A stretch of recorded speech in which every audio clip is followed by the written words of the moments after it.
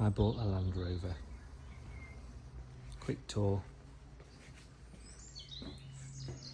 1987 Land Rover 110. It's done about 122,500 kilometres, about 76,000 miles give or take. Served in Iraq, and it's a little bit scabby. It's had many coats of paint, but there's the original. Some desert sand, and then underneath the desert sand, right down underneath the desert sand, is some olive drab as well. It's a bit minging underneath, but it's alright. It's had some questionable outrigger repair. Pretty confident that it's had a sandblasting in the desert, because the underside, the chassis, is flaky but not corroded. It's solid everywhere, really, nice and solid.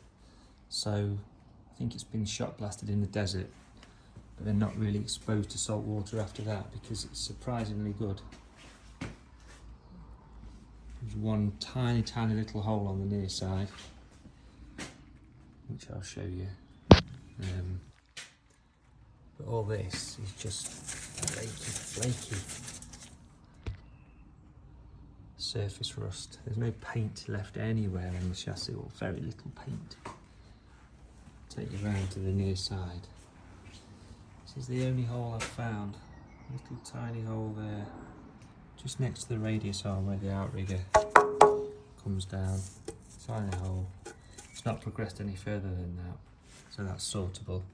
It's had replacement brake pipes at some time, and it's recently passed really well secured, but not an MOT fail. The springs are okay, the shocks are dry, everything is rusty. But actually, there's not that much that's going to fail an MOT under here. Not that much that's not going to make it a viable rolling project. It's had replacement floors, bulkhead cut out, some rock cut out and really well fitted in. Underneath, Salisbury rear axle with drum brakes, LT77 gearbox, still in its original green, military green, and that is a 200 TDI, which has got mother of an oil leak, which I've wiped off the bell housing there. So the engine's going to come out to salt that. That's almost certainly a crankshaft oil seal leak. It produced a big puddle on the ground yesterday, and we've got it here, so it needs doing. So the engine, and probably the box, will come out as well, in truth, because it can come out all as a oneer at some point fairly soon. The handbrake doesn't work either, so we can get on top of that.